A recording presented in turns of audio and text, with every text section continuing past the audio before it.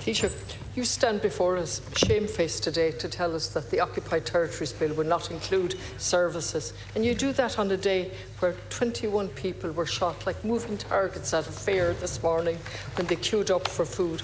We're told that 56,000 people are now dead in the genocide. The Lancet tells us it's much higher, and so does the Harvard database, which puts it at 377,000. We've had 3 judgments from the highest courts in the world, the ICJ and the ICC, including an arrest warrant for Netanyahu, including a plausible genocide case. And you stand here today, 7 years after an Occupied Territories Bill was brought to these houses, and barefaced tell us that you're not going to include services and you're now going to look for Attorney General advice. Do you know what the trade is with Israel as we speak and stand here? It has exponentially grown. We're now up at 3.26 billion imported from Israel in 24 and 1.6 billion going across.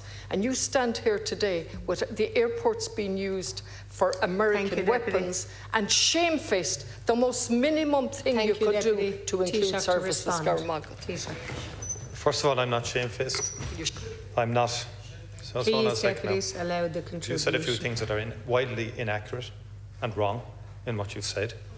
And you deliberately, which an earlier speaker did as well, conflated exports to Israel or trade with Israel with trade with the occupied territories. Now, we need to be clear what we're talking about here in the first instance. The Occupied Territories Bill is about the occupied territories. And where the first, you're not clear. You're not clear. And no sort of,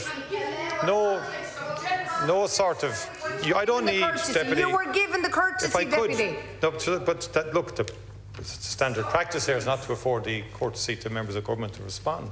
And I do challenge, I make no apologies, Count Quota, for challenging false assertions that are repeatedly made in this House by those on the far left, who are consistently trying to create, for example, there is no airplanes being facilitated in Ireland for transport of weaponry to Gaza or to the Middle East. And how dare people make the assertion that they are when they're not? I've condemned repeatedly. Sorry, the Deputy said airports. And deliberately, in my view, it's been said publicly by people as well, there's deliberate attempts all over the place being made to mislead the narrative on all of this.